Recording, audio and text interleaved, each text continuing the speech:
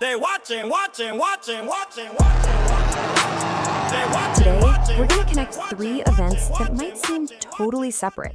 A city that fell, a new world that was found, and a sky that was completely reimagined.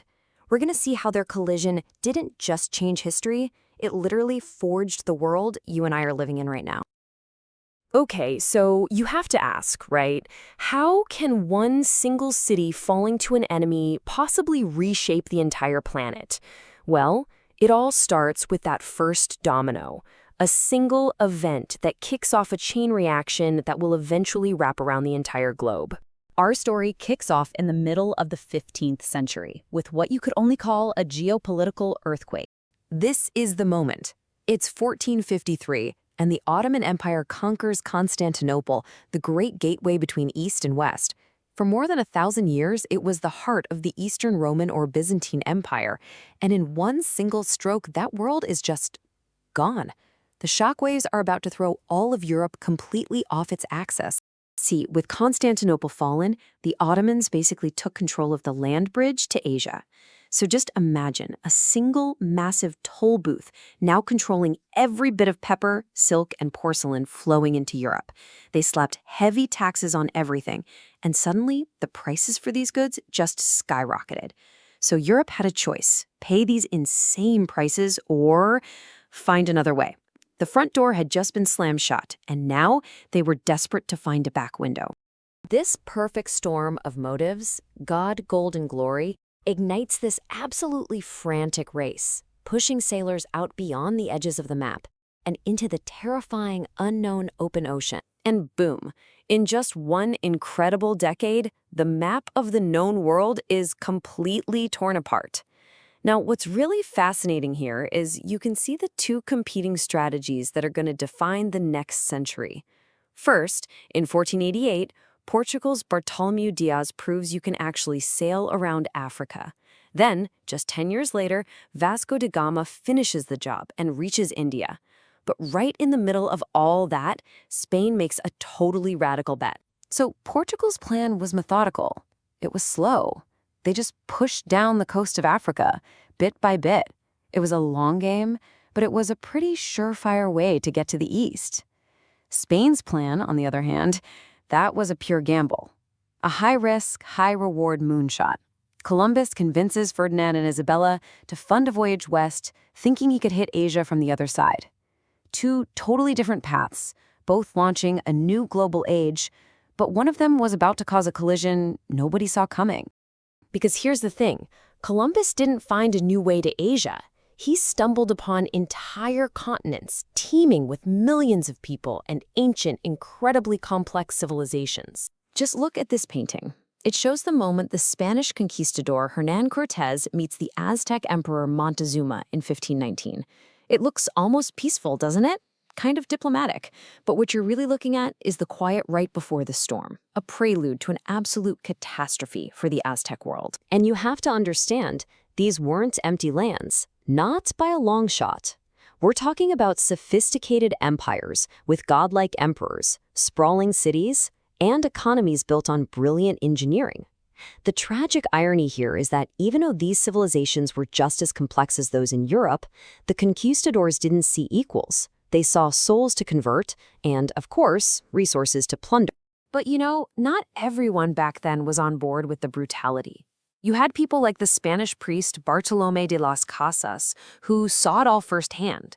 He argued like crazy against it, writing in 1542 that these people were not ignorant or beastly at all, but had well-governed states. He saw their humanity, even as it was being destroyed. The devastation really came in three just horrific waves. First was military conquest, steel, horses, and playing on local rivalries to shatter the Aztec and Inca empires. Then came the second wave, the invisible one, and it was far deadlier. Diseases like smallpox. And the final blow? Subjugation. The survivors were forced into brutal labor, their entire culture systematically taken apart. And this vast, now depopulated land created a brand new demand for labor, which led to one of history's greatest crimes. This diagram here, it's of the slave ship Brooks, and it is just chilling. It shows you the cold, mathematical, brutal logic of the new global economy. Every single one of those figures is a human being, packed into the hole for the horrific Middle Passage. It was the linchpin of the three-corner trade. European goods went to Africa, enslaved people were shipped to the Americas, and then plantation goods like sugar and cotton went back to Europe.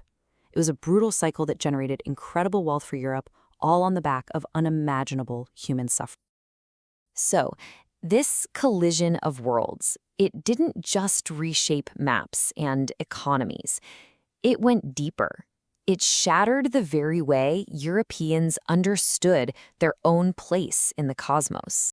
For centuries, it was simple, right? The church taught that the Earth was the fixed, unmoving center of everything, period. But then, in 1543, Nicholas Copernicus proposes this radical new idea. Maybe the sun is the center. Galileo later proved it with his telescope, and it was a revolution. Because if Earth isn't the center of the universe, then what does that mean for humanity's special place in God's creation? It was a huge identity crisis. But all this cosmic uncertainty was met with this incredible surge of human confidence. The Renaissance and the philosophy of humanism, which is just perfectly captured here in Da Vinci's Vitruvian Man, it offered a new anchor. If the Earth isn't the center, well, maybe the human being is. Maybe individual reason, creativity, maybe that's the measure of all things. And just to make things even more complicated, at the exact same time the physical world was expanding, the spiritual world was literally fracturing. In 1517, Martin Luther nails his theses to a church door, challenging the Catholic Church and sparking the Reformation. This shattered the religious unity of Europe, and it pitted kingdoms against each other for centuries to come. Okay, so let's tie all these threads together. How does all of this turbulent discovery, destruction, and doubt, how does it connect to us, right here today? Well, it laid the very foundations of the world we live in. These three legacies are absolutely still with us. This era created the very first wave of globalization, a single world economy connecting continents. It gave birth to the scientific method, this whole new way of understanding the world based on evidence and observation. But it also planted the seeds of modern racism and the deep, deep economic inequalities that still divide our planet today. Which leaves us with this really difficult question: genius or genocide? How do we remember this age? Do we celebrate the incredible leaps forward in art, in science, and exploration? Or do we condemn the immense suffering and injustice that made it all possible? Maybe the real challenge is to stop seeing them as two different stories and to realize they are one and the same. Because how we choose to remember this past doesn't just define history, it defines who we are today. Signal detected. Firewall breach. Begin transmission. They watching.